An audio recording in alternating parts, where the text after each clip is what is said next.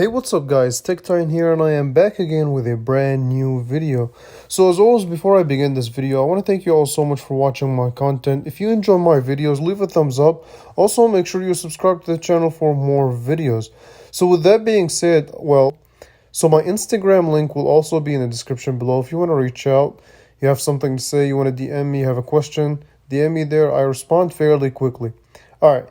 So with that being said, today we're going to be taking a look at an unboxing and doing a first impression of the TCL 30XE 5G edition.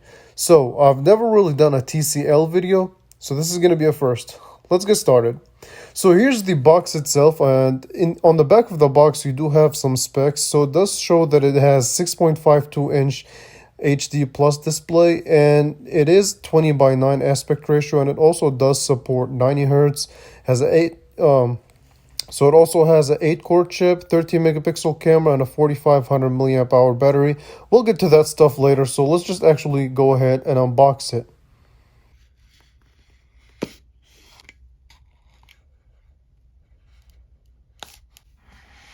Alright, so as soon as you lift the lid of the box, the first thing that you're introduced with is the phone itself. So here it is, the TCL device. We're going to go ahead and put it to the side real quick. And in the box itself, you get some paperwork and you actually get a charger, which is crazy. In 2022, it's nice to see. So you have a USB-C to a standard USB, and it seems like a decently durable cable. So you also do have your TCL wall adapter, which does support 18 watts. So that's definitely a thumbs up from me.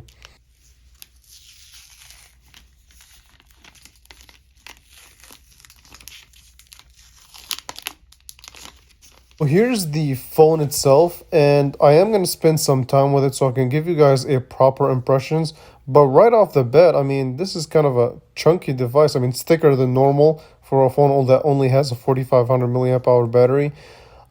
It's kind of hefty too for a phone that's also made out of plastic. But let me go ahead and power it on, set it up, and spend some time with it and give you guys my impressions. Okay. So the phone setup is complete. I've spent a couple of hours with it, and I can give you guys a proper impressions. So the first thing that we're going to talk about is the design itself. Okay, so starting with the back, this phone is made entirely out of plastic, this matte plastic finish.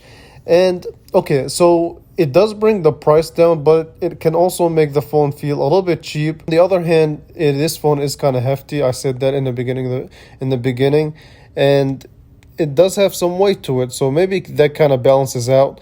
Now, I do highly recommend the case just because this phone is extremely slippery. I mean, this matte plastic and the fact that there's no really any way to grip the phone properly, so I do recommend the case on that regard.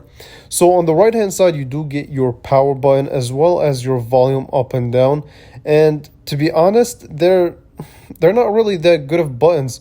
So you can think of them as kind of tactile, but they're kind of hard to press and uncomfortable. So I don't know, the buttons do need some work, but that's just my thoughts on them so far on impressions. And on the bottom of the phone, you do have your speaker as well as your USB-C. So no bottom microphone, which a lot of smartphones have for audio. So on the back, you do also have a fingerprint. So on the back, you have a fingerprint sensor, which is made out of plastic. So scratching it or damaging it can be fairly easy. A phone at this price point, I can kind of give it a pass. And you also do get a triple camera setup, which you have a main sensor of 13 megapixels. And I am going to be doing a full camera review soon on this phone. I just find it funny that they also embedded like the fact that this phone supports 5G within the camera module. So I don't know, it's different to say the least. And it does support AI camera if you're interested in that type of stuff. Now, as far as the camera app and image quality, first of all, it does take pictures super quick, so that's definitely thumbs up. So right off of one picture that I took, I can tell you this phone tends to oversaturate the photo quite a bit. So beware, if you're into oversaturation, then this might be something you'll be interested in.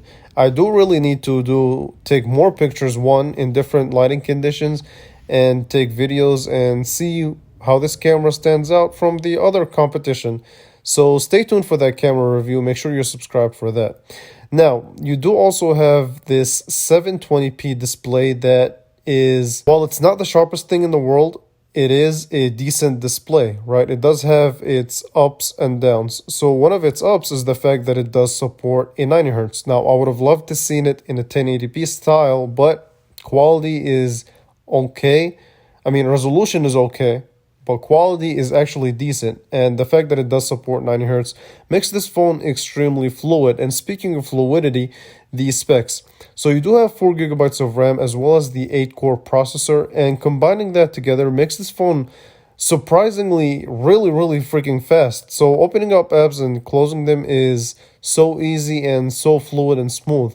So far I haven't had really much hiccups on this phone, that's a thumbs up from me. All right. So with that being said, I mean, what do you guys think of this phone so far? Is it a thumbs up? Is it a thumbs down? Me personally, I kind of like it.